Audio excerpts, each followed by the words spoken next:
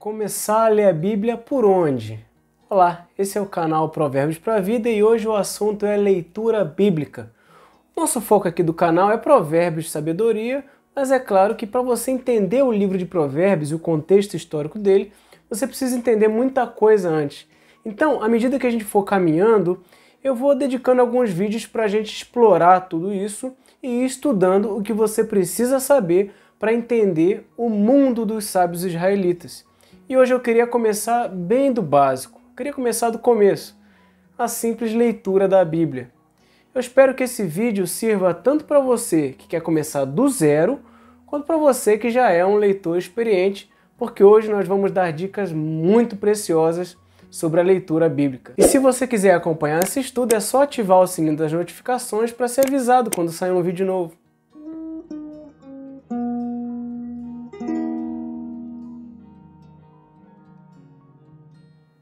A primeira coisa que eu preciso te dizer, antes que você se faça de coitadinho, é que você pode sim ler a Bíblia toda. Não importa a sua idade nem a sua escolaridade. Se você é alfabetizado, você pode ler a Bíblia toda. Agora, não espere que você vai fazer isso com a sua cabeça ou com a sua própria força, não. Ah, mas eu sou ruim de leitura, eu não consigo. Não, nada disso. Você precisa entender que isso é um empreendimento promovido pelo próprio Senhor. É Ele que vai te capacitar. Eu não estou aqui profetizando nada, só estou dizendo que Ele cumpre aquilo que é vontade dEle. E o que você precisa fazer é pedir a Ele essa capacidade em oração, mas se comprometer a sentar e ler. Mas enfim, eu quero ser mais prático sem perder muito tempo. E a primeira recomendação que eu sempre faço para aqueles que estão começando a ler a Bíblia agora é escolher bem a tradução. Se você ganhou uma Bíblia de presente e não tem condições de comprar uma, ótimo. Leia a que você tem.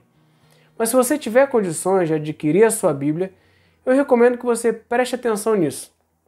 É óbvio que a tradução fiel, fidedigna ali ao original é muito importante, mas deixa eu te falar uma coisa. Isso é absolutamente necessário quando você precisa fazer um estudo mais detalhado do texto, uma exegese mais apurada, mais trabalhada. Mas para a leitura inicial, eu recomendo que a sua principal preocupação seja a seguinte: escolha uma versão que você consiga ler e entender. Se você pegar uma versão absolutamente fiel ao original, com termos traduzidos de uma forma extremamente literal, o que vai acontecer é que você vai começar a ler e você não vai entender nada. E aquilo não vai fazer sentido para você. Eu creio que o entendimento dessas escrituras é obra do Espírito Santo, creio nisso. Mas o Espírito Santo usa a sua língua e o seu vocabulário para te explicar as coisas que ele precisa explicar. Você poderia, por exemplo, pegar uma Bíblia em javanês, esperando que o Espírito Santo te ilumine a ler ela. Você pode fazer isso, mas essa não seria a decisão mais sábia. Já que você tem Bíblias na sua própria língua para poder ler, então, da mesma forma, você deve escolher a Bíblia que na sua língua também fale com o seu vocabulário, que você conhece. A compreensão do que se lê é o aspecto mais importante. Eu gosto de estudar as línguas originais, o sentido exato das palavras, dos termos, das perícopes.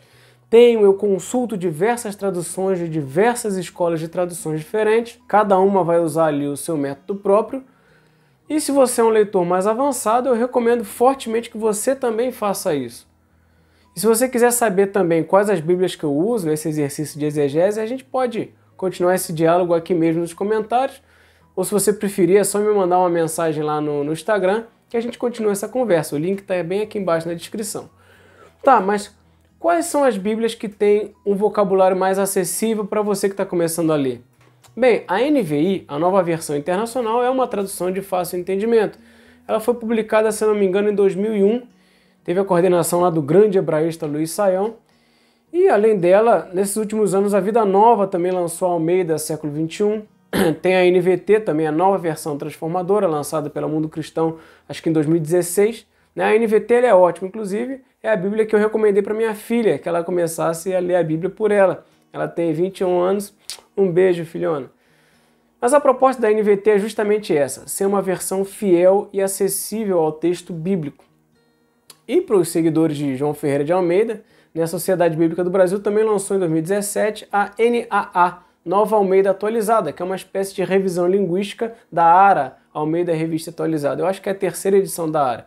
Então, na minha opinião, a NAA ficou muito boa e é inclusive a Bíblia que eu estou usando no momento. E na grande maioria das vezes, quando eu estou expondo algum texto bíblico nesse canal, é a Nova Almeida Atualizada, NAA, que eu estou usando. Agora, deixa eu dar um exemplo para vocês do Provérbios 16:33. A ARC vai dizer assim, olha, a sorte se lança no regaço, mas do Senhor procede toda a sua disposição. Esquisito, né? Difícil de entender. Vamos ler a ARA agora. A sorte se lança no regaço, mas do Senhor procede toda a decisão. Melhorou um pouquinho, né? Mas ainda está um pouco difícil. Vamos ler na NVT? As pessoas podem lançar as sortes, mas quem determina o resultado é o Senhor. Pronto. A própria tradução faz quase que um papel de um comentário bíblico, né? E a Nova Almeida Atualizada, como é que ela faz?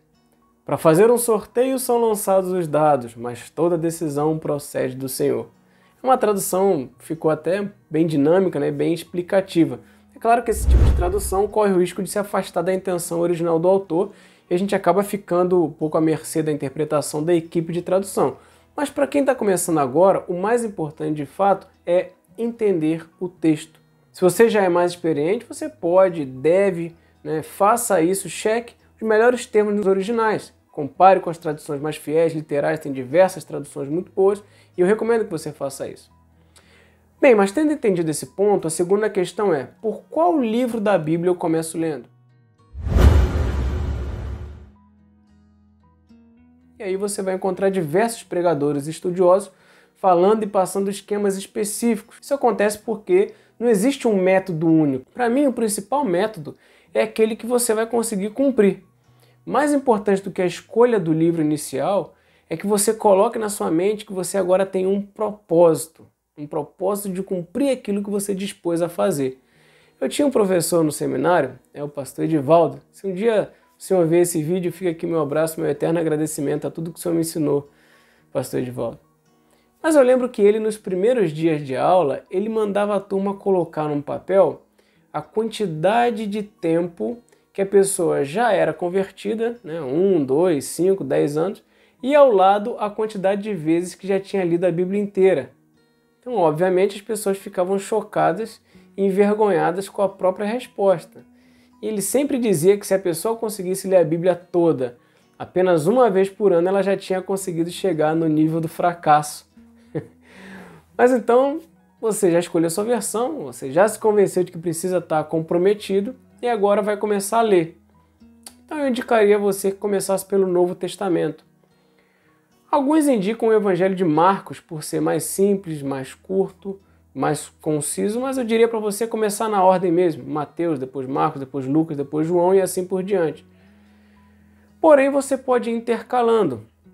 Lê Mateus, depois lê um livro do Antigo Testamento e assim você vai intercalando. O ideal é você conseguir um plano de leitura que se encaixe na sua capacidade de leitura e no tempo que você tem disponível. Você pode até usar aplicativo de celular para isso, não tem problema nenhum, mas eu particularmente gosto de usar a Bíblia física, porque com ela eu posso marcar, posso sublinhar, né, as partes mais importantes, né, eu tenho uma imagem mais visual e ampla ali do texto. A vantagem dos aplicativos é que eles estão sempre à mão, né? Eles podem avisar quando você estiver atrasado no seu plano de leitura, né? Tem um aplicativo muito bom, eu acho ótimo, ele se chama YouVersion. Eu vou colocar o link aqui na descrição também. Eu acho que o que se destaca nele é a variedade das versões em português que ele tem, né? Todas as versões que eu citei aqui nesse vídeo estão lá no aplicativo, é só você mudar ali rapidinho, você tem pronto na sua mão. Mas usar o celular para ler a Bíblia tem uma, nem grande, mas uma gigante desvantagem. É que ele não deixa você em paz. Porque o celular fica o tempo todo querendo a sua atenção. Ele te chama pelo WhatsApp, ele te chama pelo Facebook, ele te chama pelo Instagram, ele te chama pelo e-mail. O celular é um imã da sua atenção e não tem como você se concentrar com o celular perto. E é por isso que eu sempre recomendo aos meus alunos que na hora que forem estudar, o celular tem que ficar sempre fora do nosso campo de visão. E, né, voltando a falar da Bíblia física, o que você pode fazer dela, né, o seu xodó, você pode caminhar com ela, ela vira sua companheira, né, você pode sentir ela, namorar com ela, amar ela, enfim. Mas, para ler, é bom se organizar. Eu vou colocar aqui também um link para você ter um plano de leitura bem organizado. Um que eu achei bacana, eu gostei muito, foi desenvolvido pelo Ministério Voltemos ao Evangelho, que há muito tempo ele tem feito um excelente serviço ao reino de Deus. E aí você vai poder baixar aqui na descrição. Existem alguns planos de leitura que tentam organizar os livros da Bíblia por ordem cronológica. É claro que nós ocidentais, a gente só consegue pensar assim, em ordem cronológica. Mas as ordens dos livros bíblicos não necessariamente está preocupada com isso. Então acho até válido uma tentativa de tentar rearrumar para fazer uma história contínua, né, na ordem do tempo, para não ficar indo e voltando ali no tempo. Mas sinceramente eu acho que na prática acaba ficando muito confuso e a longo prazo pode acabar te atrapalhando. Sobre essa questão de tempo de leitura também, ou melhor dizendo, sobre a frequente reclamação da falta do tempo de leitura, eu não posso deixar de lembrar uma história que eu ouvi de um grande amigo meu sobre seu tio, né, o Dr. Carlos Oswaldo Pinto, um dos maiores estudiosos do Antigo Testamento aqui do Brasil, que infelizmente ele já faleceu. Mas esse meu amigo, ele conta, né, que o tio dele, enquanto ele fazia a barba, imagina você estar lá fazendo a barba, ele ia lendo um pouquinho a cada dia. Sei lá, uns 2 ou 3 meses, ele já lia um livro inteiro.